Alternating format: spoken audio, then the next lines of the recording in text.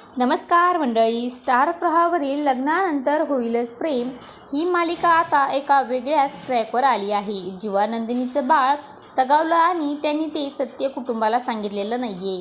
या उलट नंदिनी आता सरोगेस करण्याचा निर्णय घेते आणि ती सगळं काही आता जीवाला सांगते.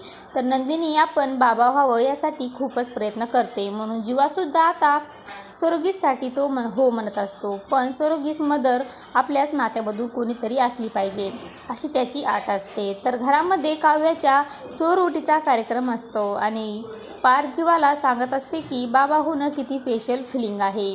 तेच मनातल्या मनात जीवा कुठेतरी कमकवत असतो, कारण पारत बाबा होणार असतो, पण मात्र जीवाच्या आयुष्यामध्ये ते सुख नाही आहे. आणि मालिकेत सरोगीस म्हटलं तर नवा ट्विस्ट येणारच. जी कोणी सरोगीस मदर असेल ती जीवा आणि नंदिनीच्या संसारामध्ये फूट पाडण्याचा प्रयत्न करणार असेल. तर असं काही आपल्याला या भागामध्ये पाहायला मिळणार आहे.